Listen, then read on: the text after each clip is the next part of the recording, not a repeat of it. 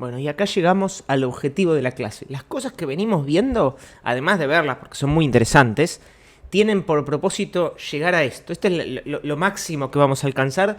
Nosotros vamos a construir el mejor modelo de Machine Learning posible, ¿ok? Pero antes de empezar a hacer Machine Learning, que traducido literalmente es como aprendizaje de las máquinas, vamos a decir, bueno, queremos que las máquinas aprendan cosas, ¿no? Queremos que adquieran conocimiento. Entonces queremos, de alguna forma, sistematizar la adquisición del conocimiento, ¿no? En una máquina. Entonces, ¿existe un método para adquirir conocimiento? ¿Podemos pasarlo a un programa? Bueno, por suerte hace miles de años existe un método para adquirir conocimiento, ¿no? Entonces, ¿cómo podemos tomar elementos de la ciencia y ponerlos en una máquina y hacer que anden de lo mejor posible, ¿no? Bueno, vamos a recorrer un poco algunas cosas que ustedes por ahí recuerdan de pensamiento científico. Y vamos a empezar hablando de la inducción, ¿no? Y vamos a hacer un breve repaso de qué implicancias tiene, ¿no? La inducción se puede describir de esta manera. Si todos los objetos observados de tipo X tienen la propiedad Y, entonces todos los objetos de tipo X tienen la propiedad Y. ¿Ok? Entonces, si todo lo que observé hasta ahora es esto, entonces todo eso va a seguir pasando. ¿Bien? Otra forma de formularlo es, si siempre sucede X en el contexto Y, X siempre sucederá en el contexto Y, ¿no? Y ya sé lo que están pensando, o sea, si agarramos nuestro apunte de pensamiento científico, por lo menos el que tenía yo, vamos a ver un ejemplo de este tipo, ¿no? Donde dice, bueno, el cisne observado 1 es blanco, el cisne observado 2 es blanco, el cisne observado 3 es blanco, entonces todos los signos son blancos, ¿no? Y hay variaciones así como, y vos decís, uy, qué torpe, ¿no? Esto es muy malo, ¿no? ¿Cómo se te ocurre hacer esto, no? Y esto es algo que se va a llamar el problema de la inducción, ¿no? Y es algo que nos vamos a estar preguntando en lo que es filosofía de la ciencia, si la inducción es una forma válida de adquirir conocimiento. Y en lo que es filosofía de la ciencia moderna y un montón de autores, ¿cómo es? El consenso es que medio que no, digamos. Entonces, bueno, esto va a ser un problema, ¿no? Pero, digamos, ¿cómo funciona realmente la inducción, no? Nosotros dijimos que tenemos un problema con la inducción, y la inducción en la teoría vemos cómo falla con un ejemplito súper sencillo, casi que se aparece tonto, es como condescendiente. Ahora, reflexionando un poco, hay algo que, no sé si saben, pero digamos, todos los modelos de Machine Learning, todos no, pero la gran mayoría, todas las redes neuronales, los árboles de decisión, etcétera, etcétera, etcétera, y las grandes redes neuronales que conocemos, como las que clasifican imágenes, las que GPT-3, por ejemplo, todas esas cosas como que nos vuelan la cabeza, como si fueran de ciencia ficción, están usando inducción. O sea, la gran mayoría del Machine Learning que existe es inductivo. Entonces, la inducción en la práctica termina siendo una herramienta gigantesca. Por alguna razón funciona muy bien. ¿Y por qué elegimos la inducción en Machine Learning? Bueno, digamos, diciéndolo de forma un poco bruta, porque es muy fácil se puede programar, ¿no? O sea, iteramos los datos y vamos aprendiendo dato a dato y mejorando nuestra hipótesis con algunas restricciones, ¿no? Hay otras formas de adquirir conocimiento. Por ejemplo, yo puedo ver una serie de fenómenos, inventarme una hipótesis cualquiera, y esa hipótesis es verdad, y dar decir cómo podríamos probarla falsa, y entonces esa hipótesis es verdadera o se mantiene como conocimiento válido hasta que se haga algún experimento para ver si la podemos probar falsa. Y así hay otras maneras. Podemos, digamos, la ciencia en la práctica requiere como un grado de creatividad. De hecho, en la física, muchas veces, muchas de las teorías nuevas tienen que ver con apartarse de flashear, básicamente. Ahora voy a darles unos ejemplos cuando veamos un poco más de historia de esto. Pero, digamos, el Machine Learning en general usa esto, ¿ok? Bueno, entonces, a partir de ahora, en la clase tenemos dos posibilidades, ¿no? Por un lado, podríamos decir, bueno, ¿estamos logrando realmente que las máquinas aprendan? ¿Qué significa aprender? Las máquinas aprenden, etcétera, etcétera. Podríamos empezar a preguntarnos, bueno, si todo esto que estamos haciendo es inductivo, que estamos haciendo bien las cosas, etcétera, etcétera.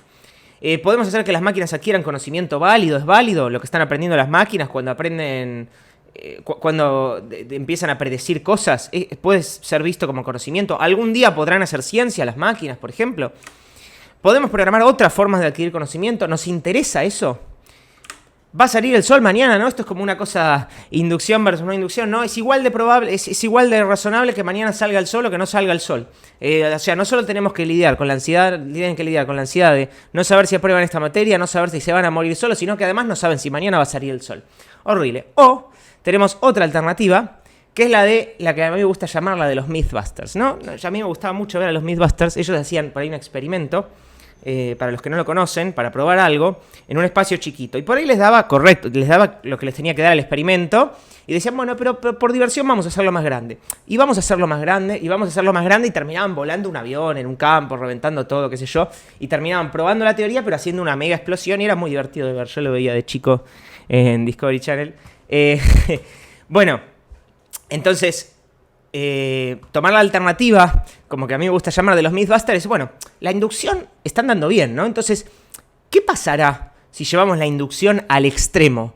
¿Qué lograremos llevando la inducción al extremo, ¿no? Vamos a reventar la bomba más grande posible, hacer la inducción más ridículamente inmensa que podamos, y vamos a ver qué pasa, ¿no?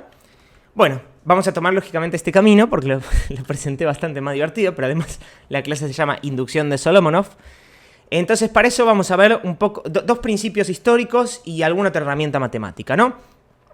Lo primero es que vamos a concentrarnos en esta frase de Epicurio, uno de los primeros en hacer filosofía de la ciencia. Básicamente dice, este es uno de los principios que vamos a usar nosotros en nuestra inducción. Básicamente dice que si más de una teoría es consistente con la data, conservadas todas. O sea, no descartes, si hay varias teorías que son consistentes con la información, trata de no descartar ninguna, ¿ok? El otro principio es lo que se llama la navaja de Occam. Es muy conocido, me parece que sale en Interstellar también, así que es más popular todavía. Y no sé, Occam no dijo exactamente esto, pero digamos, en realidad es algo que tiene varias atribuciones de varias personas y se suele llamar navaja de Occam, pero en este caso no nos importa porque igual el principio que vamos a usar es esta frase y no lo que dijo Occam, así que no me interesa. La frase es, quédate con la teoría más simple, consistente con las observaciones, ¿no? Y esto es un poco contradictorio con la otro principio que vamos a usar de Epicurio, ¿no? Porque Epicurio nos dice, quédate con todas las que son consistentes, y este principio nos dice, quédate con la más simple. Entonces lo que vamos a hacer es, vamos a usar las dos y quedarnos con todas, pero ponderarlas por qué tan simples son. Y ahora vamos a ver cómo. Y esto que tiene que ver con la navaja de Occam acá, y algunos otros principios van a estar presentes en muchos modelos de Machine Learning, y es lo que va a formar parte de algo que se va a llamar sesgo inductivo, ¿no? Esta es como que nosotros nos estamos sesgando el espacio de hipótesis posibles para lo que queremos aprender, para el conocimiento que queremos adquirir, a las que son más sencillas, ¿ok? Bueno, la otra herramienta que vamos a necesitar, y acá lamento que esta materia no sea correlativa de prueba, pero la vamos a explicar, es el teorema de Bayes. ¿Ok? El teorema de Bayes básicamente nos ayuda a calcular la probabilidad de que algo pase dado que pasó otra cosa.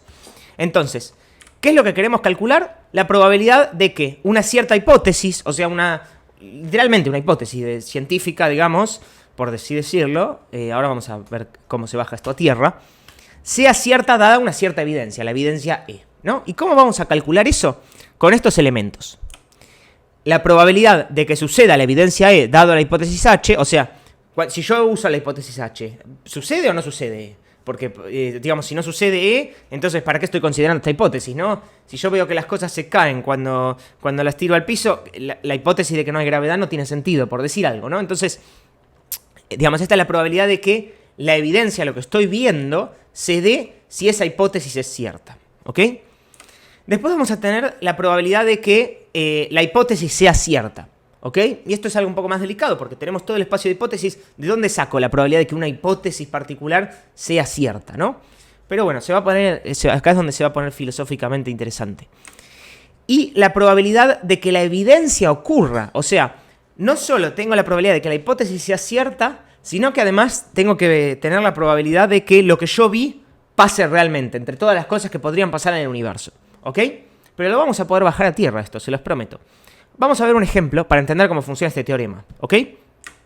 Supónganse que la hipótesis es que llueve, ¿no? Y la evidencia es si hay o no, que hay nubes, ¿no? Yo veo que hay nubes, no sé si llueve, pero sé que hay nubes. Entonces, ¿estará lloviendo? Bueno, la probabilidad de que llueva la conozco, porque supónganse que llueve el 10% de los días. Entonces esa es la probabilidad de que llueva. Pues la probabilidad de que hay nubes dado que llueve es 1, porque cada vez que llueve hay nubes. Siempre que llueve hay nubes, creo. No importa, esto lo inventé yo. No, soy una persona muy de ciudad, nunca vi llover con sol, pero siempre que llueve hay nubes para mí. Entonces nos da 1, ¿ok? Después, la probabilidad de que haya nubes en general cualquier día es 0,4. O sea, si yo saco la cabeza por el balcón y miro al cielo, 4 de cada 10 días voy a ver nubes, ¿ok? Entonces, calculamos la probabilidad de que esté lloviendo dado que hay nubes, y resulta que la probabilidad de que esté lloviendo dado que hay nubes es 0,25. O sea que si yo saco la cabeza y miro que hay nubes, imaginen que no puedo ver si llueve, es un ejercicio, ¿no? Si yo saco la cabeza y veo que hay nubes, la probabilidad de que esté lloviendo es 0,25. Y eso este tipo de cálculos es para los que nos ayuda este teorema, ¿no? Entonces, ahora con estas herramientas matemáticas y todas las que teníamos de antes, vamos a construir lo que se llama la inducción de Solomonov. La inducción de Solomonov, es lo que vamos a ver ahora. En la inducción de Solomonov participa Kolmogorov, o sea, están presentes los aportes de Kolmogorov porque se usa la complejidad de Kolmogorov, y a veces incluso a la inducción de Solomonov se le dice inducción de Solomonov-Kolmogorov y inducción de Solomonov-Kolmogorov. Y además están presentes los aportes de Chaitin. Chaitin, no sé cómo se dice, es un matemático que nació en Estados Unidos, de padres cordobeses, después vino acá, estudió en la UBA, digamos, nosotros, a veces a la complejidad de Kolmogorov se le dice complejidad de Kolmogorov-Chaitin, o complejidad de Kolmogorov-Solomonov-Chaitin, tiene varias, porque hay varios aportes ahí, y también vamos a usar la constante de Chaitin, que es eso que yo les dije, que íbamos a acotar menor o igual a 1, que les pedí que me tengan fe, ¿no? Ahora lo vamos a volver a ver, ¿no? Pero bueno, básicamente estos son los tres aportes, ¿no? Y la inducción de Solomonov consiste en estos pasos. Primero, lo que vamos a hacer es recolectamos los datos, la evidencia, y los ponemos en formato de esta es la entrada, esta es la salida, etcétera, ¿no? Después, iteramos todos los programas. O sea, todos los programas posibles que se puedan correr en una computadora los vamos iterando uno a uno. Y tomamos los programas que terminan, porque algunos programas no terminarán, por ejemplo, el programa while true no termina, y miramos si su salida, dada la entrada, es lo que queríamos para el dato actual. O sea, vemos si el programa funciona para la evidencia que tenemos, ¿ok? Después actualizamos la probabilidad de que cada programa sea el que explica el fenómeno y repetimos con datos nuevos, ¿ok? Esto lo podemos repetir las veces que queramos. Bueno, entonces vamos a hacer un ejemplo. Para el ejemplo, vamos a usar el teorema de Bayes y vamos a redefinir qué significa cada una de estas cosas, ¿no? Lo primero que vamos a ver qué significa es la probabilidad de H dado E. Y es la probabilidad de que el programa H explique los datos E, o que genere los datos E en realidad. Esto tendría que decir genere. No es la probabilidad de que el programa H genere los datos E, que es la evidencia. Por otro lado, tenemos la probabilidad de ver la evidencia E, dado que corremos el programa H. O sea, de que el programa H, dado que corremos el programa H, vemos la evidencia E. Y ahora vamos a ver cómo se calcula todo esto, ¿no? Después tenemos la probabilidad del programa H, que en realidad es la probabilidad de que el programa H explique algo, sería. La probabilidad de que el programa H sea cierto, sea correcto, digamos. Y por último tenemos la probabilidad de que exista la evidencia E. Y esto también lo vamos a poder calcular. Ahora vamos a ver cómo, con algunos supuestos. ¿Bien? Supuestos o no supuestos, uno podrá... Pero bueno, vamos a ver el ejemplo. El ejemplo es el siguiente. Supongamos que tenemos la siguiente serie de tiempo. Primero viene el 1, después viene el 3, después viene el 5, después viene el 7. ¿Ok? Entonces, bueno, decimos viene el 1, 3, 5 y 7. Y lo que vamos a hacer es iterar todos los programas posibles y si terminan, miramos si su salida es lo que queríamos para el dato actual. ¿Ok? Si su salida genera esto, básicamente. ¿Ok? Entonces vamos a hacer de cuenta que corremos todos los programas y solo hay 2 programas que explican esto, que es ridículo, ¿no? Debe haber infinitos programas que explican esta serie de tiempo y que la pueden continuar, ¿ok? Pero nosotros vamos a hacer de cuenta que hay solo 2, ¿ok? Bueno, entonces, bueno, este ejemplo, que está muy bueno, lo saqué de este artículo, que lo voy a poner abajo en la descripción, porque está muy bueno, y va bastante lento, bastante bien explicado. Vamos a suponer que la primera hipótesis es esta, ¿no? Donde I es la posición actual. Entonces, veamos que 2 por I, para el caso de la primera posición, la posición 1, nos da 1, después 3, después 5, después 7. O sea, esta hipótesis se ajusta a la evidencia, ¿ok? Supongamos que esa es la primera hipótesis que tenemos. La segunda hipótesis que va a correr y terminar es esta que está acá, ¿ok? 2I menos 1, y todo este choclo de acá da 0, excepto cuando pasamos al siguiente paso, ¿ok? Porque fíjense que para este da 0 este, para este da 0 este, para este da 0 este, y para esta posición da 0 este. Y digamos, son iguales para todas esas posiciones, pero después divergen, cambian las series de tiempo, ¿no? Entonces, estas van a ser las únicas 2 hipótesis que supuestamente, después de haber corrido todos los programas posibles que terminan, vamos a conseguir, ¿ok? Bueno, ¿y qué hacemos con esto? Estas son las 2 hipótesis. Lo que vamos a querer calcular para cada una es la probabilidad de que esta hipótesis sea la que generó la evidencia, básicamente. Y bueno, vamos a usar el teorema de Bayes. ¿Cómo vamos a calcular estos elementos? Bueno, primero tenemos la probabilidad de que la evidencia sea generada por la hipótesis 0. Pero como, digamos, esta hipótesis efectivamente generó la evidencia, esa probabilidad es 1, ¿no? O sea, esta probabilidad va a ser 0 nada más cuando la hipótesis ya no ajuste a la evidencia. Acá es donde usamos el principio de Epicurio. Nos quedamos con todas las hipótesis que generen los datos, que se ajusten a nuestra evidencia, ¿ok? Y digamos, las otras las descartamos, por supuesto, porque si no ajustan a nuestra evidencia, no explican, no generan nuestra evidencia. Por otro lado, tenemos esta, que es un poco más polémica, que es la probabilidad de que la hipótesis 0, en este caso, sea correcta o genere una evidencia real o de que sea cierta, etcétera, etcétera. Podemos formularlo de distintas maneras. Entonces, ¿qué vamos a poner acá, no? Lo que vamos a hacer es decir que la probabilidad de que una hipótesis genere una secuencia real es 2 a la menos la complejidad de Kolmogorov de esa hipótesis, ¿ok? ¿Y por qué usamos esto? Bueno, fíjense que mientras más compleja sea la hipótesis en cuestión, más chica va a ser la probabilidad de que la consideremos como la hipótesis que genera las cosas. Entonces, acá estamos usando la navaja de Occam. Acá es donde se mezcla Epicurio con la navaja de Occam. Estamos asignándole menos probabilidad de ser cierta a una hipótesis más compleja, básicamente. Y acá es donde usamos esto que está acá, es la constante de Chaitin, y donde usamos este lema que les pedí fe, porque no lo sé explicar, pero aparte, U es una máquina de Turing, y no vimos máquinas de Turing, ya después voy a hacer un comentario al respecto de eso, pero bueno, entonces sabemos que la sumatoria sobre todos los programas de esta cosa con su largo nos da menor o igual a 1, entonces podemos considerar que estas que están acá son probabilidades, porque si toda esa sumatoria me diera mayor a 1, entonces resulta que, digamos, no tiene sentido como probabilidad esto. Por suerte tiene sentido como probabilidad, entonces podemos usar esto. Y en este caso vamos a considerar que la complejidad de Kolmogorov de esto es la cantidad de caracteres que tiene, que son 4. Entonces 1 sobre 2 a la cuarta, en la probabilidad de que esta hipótesis sea cierta, ¿ok? Y acá es donde se pone más picante todavía, ¿ok? La probabilidad de que esa evidencia sea generada por el universo, ¿ok? Y acá es donde se hace una suposición que ahora va a parecer fuerte, pero después les voy a explicar de dónde sale.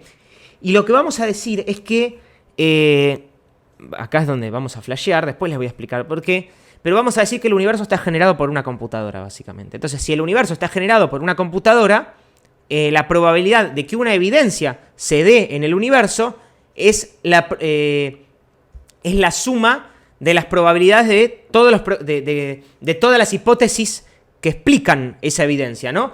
Entonces, la probabilidad de que una evidencia se dé, con la fórmula es más fácil explicar esto, es la sumatoria sobre todas las hipótesis tal que la hipótesis genere la evidencia, bueno, de esa probabilidad, ¿no? En este caso es la probabilidad de la hipótesis 0 más la probabilidad de la hipótesis 1. ¿Esto por qué es? Bueno, digamos, si el universo es una computadora, la única forma que tiene de generar esa evidencia es con todas las hipótesis que son computables. Entonces, la probabilidad de que se genere esa evidencia, dado que el universo corre distintos programas, es la suma de las probabilidades de los programas que generan esa evidencia, básicamente. ¿Ok? Esto suena muy flashero, pero ahora les voy a decir de dónde sale. ¿Ok? Les pido fe también en esto. Bueno, entonces ya tenemos PDH0 acá. Tenemos los elementos para calcular esto. Ahora tenemos que ver qué pasa con esta y tenemos que hacer PDH1. PDH1 en este caso, como estos son 25 caracteres, me da 1 sobre 2 a la 25. ¿Ok? Bueno, entonces ahora podemos calcular PDE. P de que se dé la evidencia en el universo, para este ejemplito, es 1 sobre 2 a la cuarta más 1 sobre 2 a la 25. ¿Ok? Y por último, con estos elementos, esto es 1, esto es 1 sobre 2 a la 4 y esto es PDE, que ya vimos que era esta suma. Entonces, finalmente, la probabilidad de que, dada la evidencia, la hipótesis 0 sea el programa que la generó es 0,999952232. ¿Ok? Y por otro lado, la probabilidad de que, dada la evidencia E, H1 sea el programa que la generó es 4,76837 por 10 a la menos 7. O sea, muy chiquita, ¿no? Y entonces ahora, ¿cómo hacemos para predecir puntos futuros, ¿no? ¿Qué hacemos con esto? Ok, bueno, tenemos estas probabilidades. Nosotros supónganse que ya aprendimos de todos los datos. Esa serie era todos los datos que teníamos. Entonces, bueno, como esa serie era todos los datos que teníamos, ya terminamos de entrenar, ya terminamos de hacer la inducción. Ahora queremos predecir. Entonces, la pregunta es, después del 1, 3, 5, 7, ¿qué viene? ¿Qué viene después de esto? ¿No?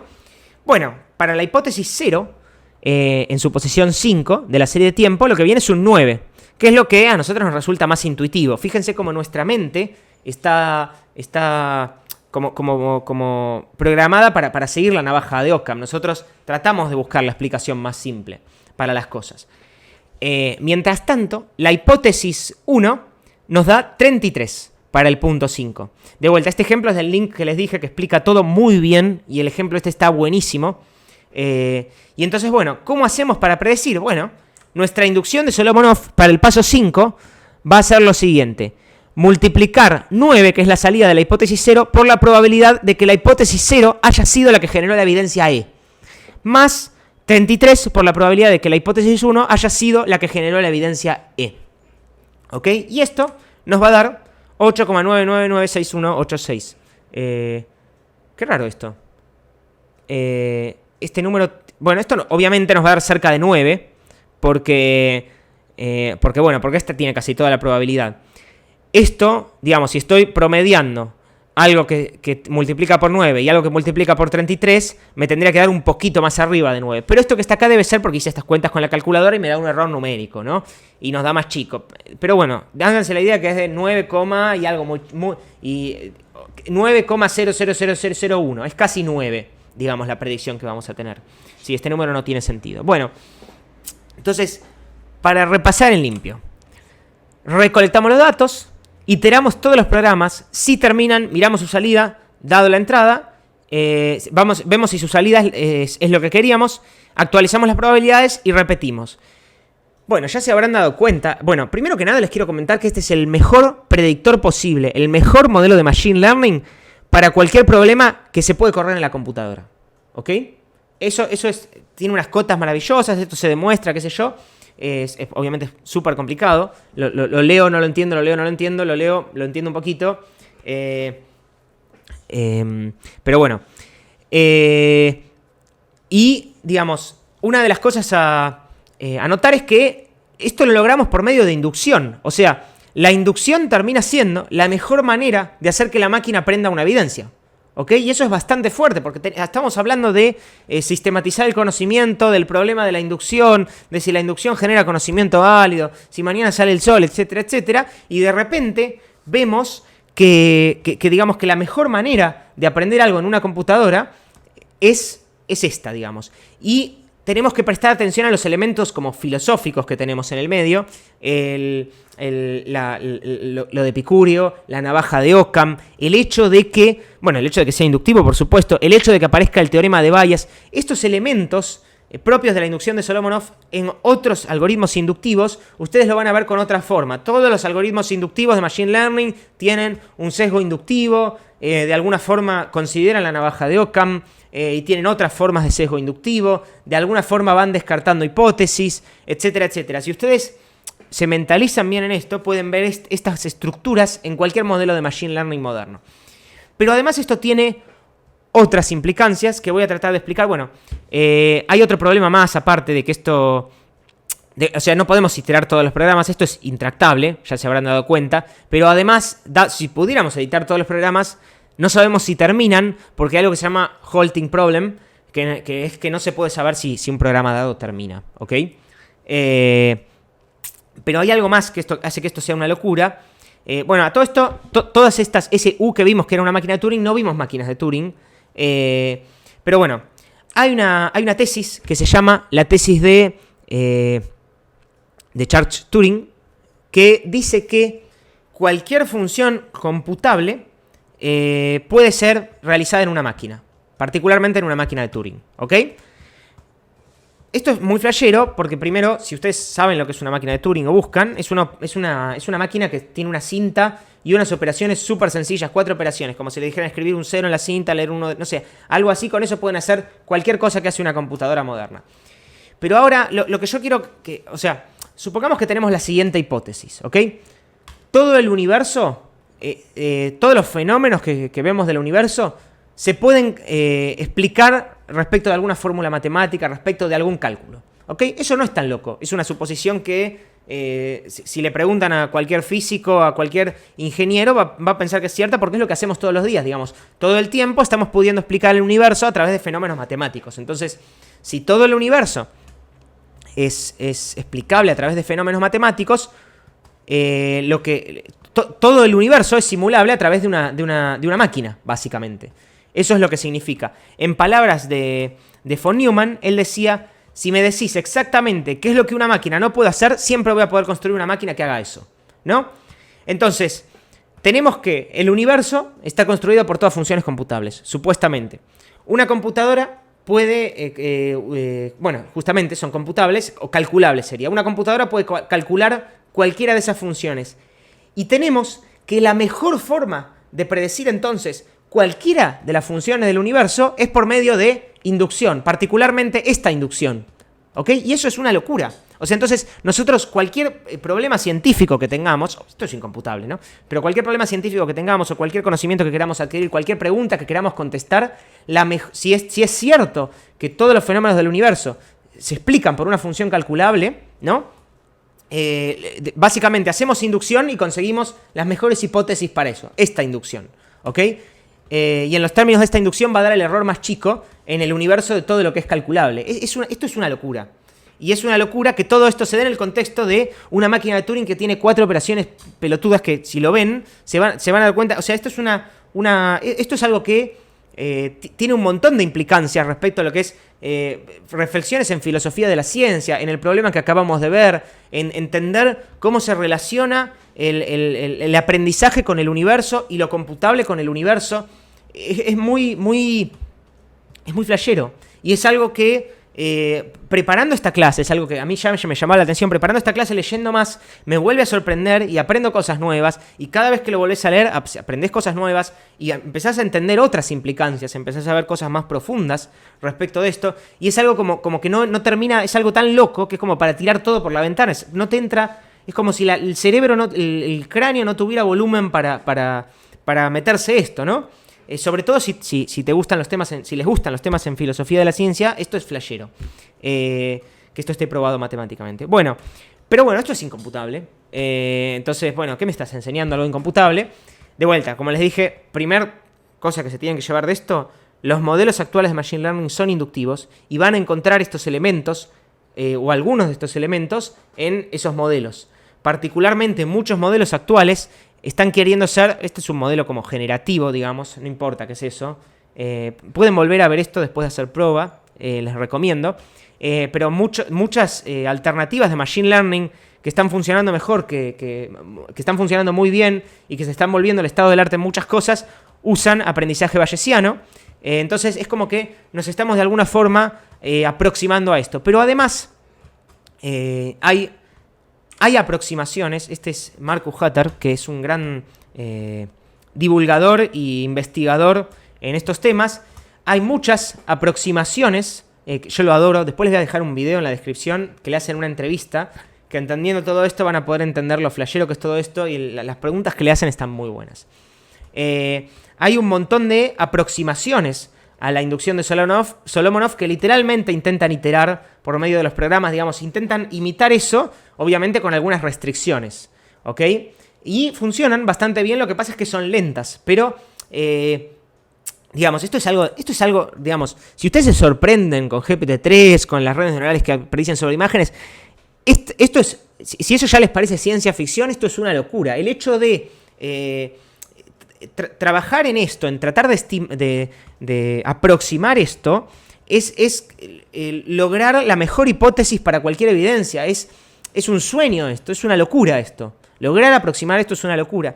No se trabaja tanto en lograr aproximar esto, pero esta es una de las personas que trabaja en eso. Y además creó, no sé si conocen, él trabaja en AlphaGo, es uno de los equipos de Google que usa Reinforcement Learning para jugar juegos, aprender cosas, digamos, generalizar conocimiento.